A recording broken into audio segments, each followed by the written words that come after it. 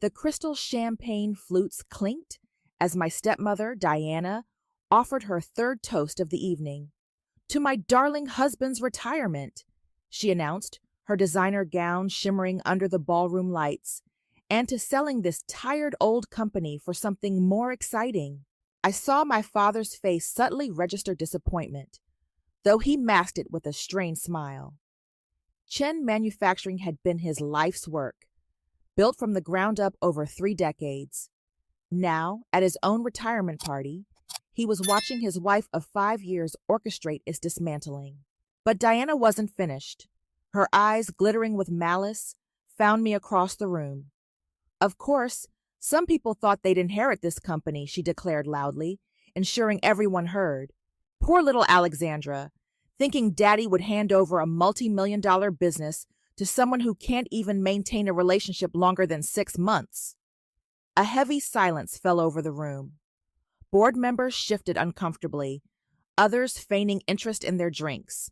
My father remained silent, his gaze fixed on his shoes, his typical response. "It's for the best, really," Diana continued, her voice dripping with the false sympathy. "Running a company requires maturity, experience, a proper family image," she added, patting her perfectly flat stomach, a pointed reminder of her recent pregnancy announcement, intended to present my father with a real air. My cheeks burned, but I maintained a neutral expression, allowing her her moment. She had no idea what was coming.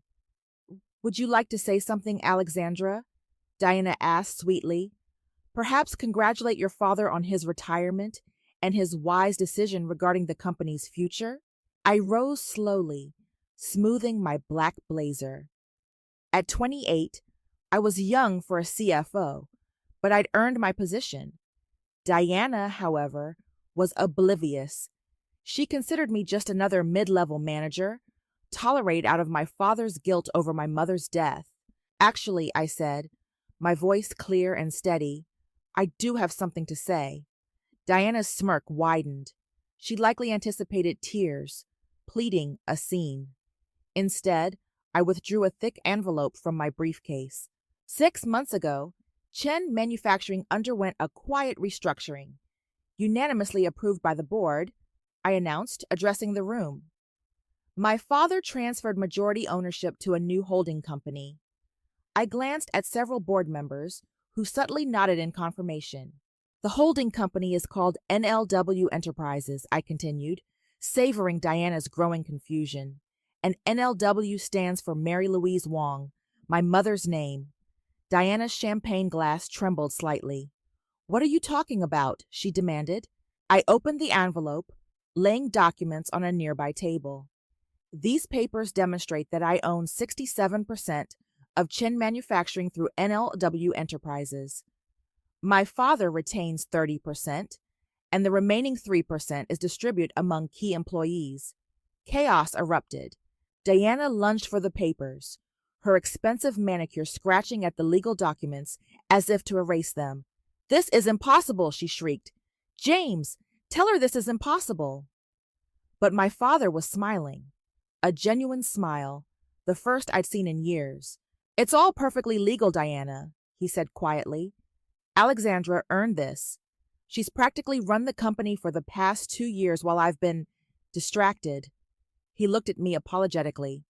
But, Diana sputtered, her face reddening alarmingly beneath her makeup. "We have plans.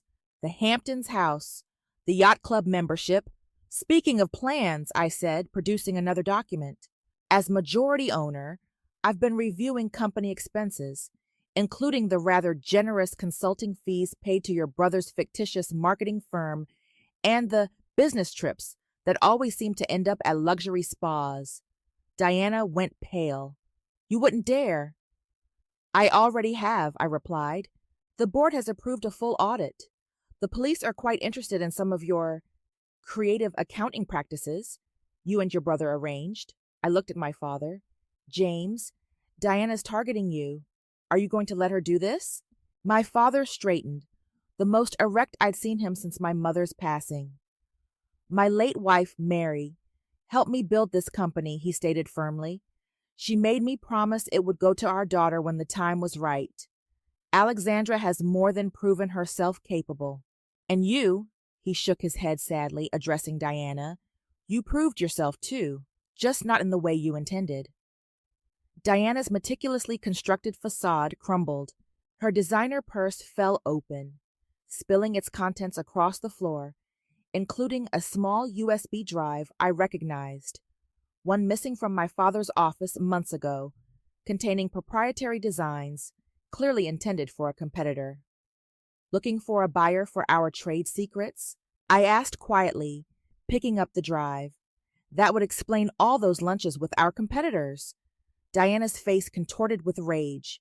She raised her hand as if to strike me, but my father caught her wrist. Security will escort you out, I stated calmly. Your personal belongings will be shipped to you after they've been checked for any other company property. Then, channeling Diana's own brand of false sympathy, I smiled sweetly. And Diana, don't worry about the prenuptial agreement.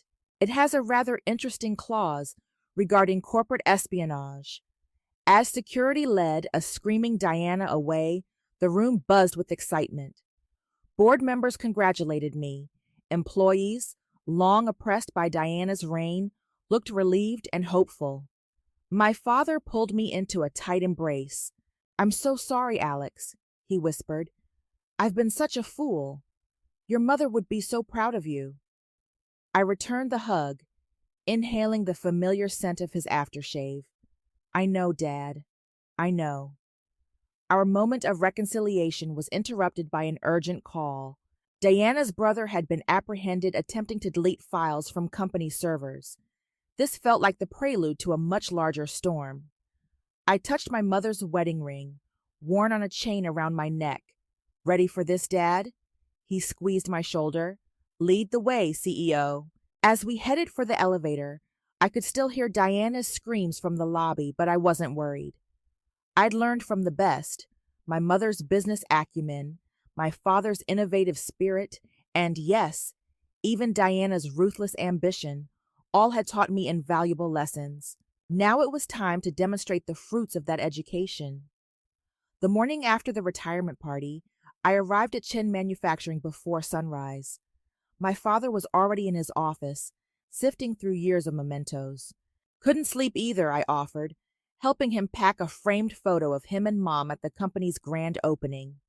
Been thinking about your mother, he said softly. She always said you had her business instincts. She told me, watch out for that girl. She'll outshine us both someday. Before I could respond, my phone buzzed. It was Marcus, head of security. Miss Chen, we have a situation. Multiple unauthorized access attempts to our servers. And you need to see this. Within minutes, I was staring in disbelief at my computer screen. Someone had leaked confidential company emails to our biggest competitors. But these weren't random emails. They were carefully selected to implicate Chen Manufacturing in corporate espionage. Diana, I muttered. She's trying to trigger an industry investigation. That's not all, Marcus said grimly. She's also leaked evidence suggesting your takeover was illegal. The press is already on the story. My phone exploded with notifications. Headlines screamed, Tech Giant's Hostile Takeover Scandal. Family Drama Threatens Industry Giant. My father looked stricken.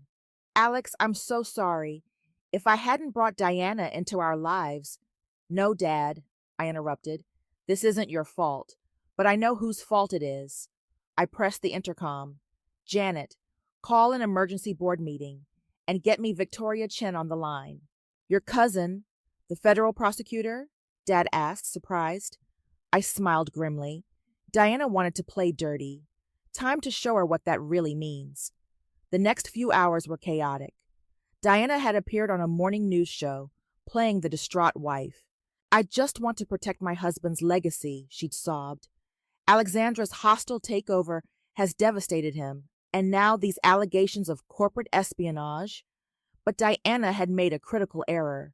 In her haste to destroy me, she'd used the stolen USB drive to access company files, leaving a clear digital trail.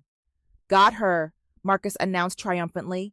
Every unauthorized access, every leaked document, It all traces back to her brother's IP address. He grinned, and we found something else. Emails between Diana and our biggest competitor, dating back months before she married your father. The pieces clicked into place. She targeted Dad from the very beginning. The entire marriage had been a corporate raid, the oldest trick in the book, and I fell for it completely, Dad said quietly. My cousin, Victoria, called back. After hearing the situation, she was silent for a moment. You know, she said finally, we've been investigating Diana's brother's firm for months. Tax fraud, money laundering, but we could never prove where the money originated. This could be exactly what we need. Do it, I said firmly. The following day, as Diana prepared for another TV interview to smear me, federal agents raided her brother's office. By evening, both siblings were in custody, and the truth was plastered across every business news channel. CEO's wife, arrested in manufacturing espionage scandal. Family feud reveals. Years-long corporate conspiracy. Young CEO saves family company from hidden takeover. The real satisfaction came later. Diana's prenuptial agreement violation was only the tip of the iceberg. The federal investigation uncovered offshore accounts, shell corporations, and a pattern of targeting wealthy businessmen for marriage scams. 7 other victims, Victoria told me. You and your father were supposed to be number 8. Diana and her brother faced federal charges for corporate espionage, fraud, and money laundering. The evidence was overwhelming. Before they were taken away, I visited Diana in custody. How? She demanded, her designer outfit replaced by an orange jumpsuit. How did you know what I was planning? I showed her an old photo of my mother at my age, standing proudly in front of Chin Manufacturing. Because my mother dealt with people like you all the time, I explained. She taught me to spot the vultures circling our company. That's why she made Dad promise to train me properly, to protect her legacy. I leaned closer. You never had a chance, Diana. You were playing checkers. I was playing chess. 3 months later, Chen Manufacturing was stronger than ever. Our stock price soared after the scandal, as clients appreciated our handling of the crisis. Dad was truly retired, traveling the world and sending me postcards from places Mom had always dreamed of visiting. I hung a photo of my mother in my office, the CEO's office, right next to the award commemorating Chen Manufacturing's latest achievement, Innovation and Leadership, Alexandra Chen, youngest CEO of the year. But my favorite moment came at a charity gala. I overheard 2 socialites gossiping. Did you hear about James Chen's daughter? The one who exposed that gold digger conspiracy? They say she's twice as brilliant as her mother and 3 times as ruthless when crossed. I smiled, touching my mother's ring. They had no idea. In business, as in life, the most effective revenge isn't retribution. It's building something so formidable that no one dares attempt its destruction again. Dad called that evening from Greece. Your mother would be so proud, he said, his voice thick with emotion, not just of the company but of who you've become. Looking out over the city from my office window, I reflected on everything, the lessons learned, the losses suffered, the victories achieved. I learned from the best. I replied to Dad, both of you. That's what a true family legacy is. Not money or a company, but the strength to protect what matters, the wisdom to discern truth from falsehood, and the courage to fight for what's yours. Diana had intended to play games with our company. Instead, she inadvertently shaped me into the precise CEO Chen Manufacturing needed. Someone who could identify a threat from miles away and neutralize it with a blend of grace and unwavering resolve, just as Mom would have done.